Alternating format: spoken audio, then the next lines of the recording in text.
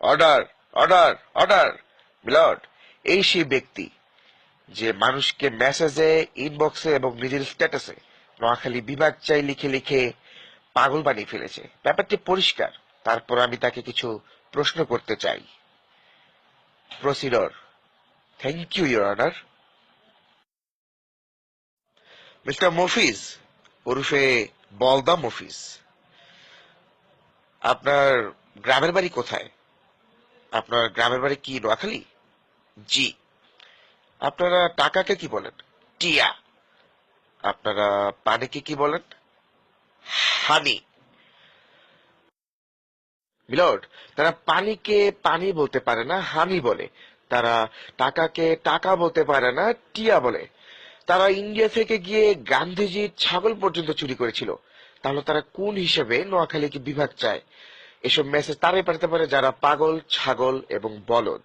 তারা দেশের শত্রু, মানুষের শত্রু, ফেসবুকের শত্রু। তাদেরকে এই দেশে থাকার কোনো অধিকার নেই। তাদেরকে শাস্তি দিয়ে পাবনা পাগলাগারদে পাঠানোর আবেদন করছি। ধন্যবাদ। Order, order, order. Criminal case 420, Facebook বনাম নোয়াখাইলা বলদ মফিজ।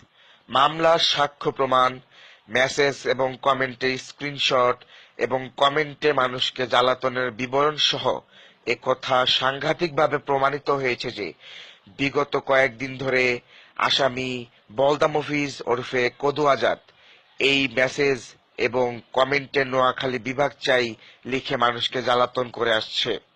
অর্থাৎ ক্রিমিনাল কেস 1420 এবং 420 ধারায় তাকে তার ফেসবুক ডিসেবল করা দেয়া হলো এবং তাকে পাবনা পাগলাগারদে পাঠানো হলো। না, সরে যা।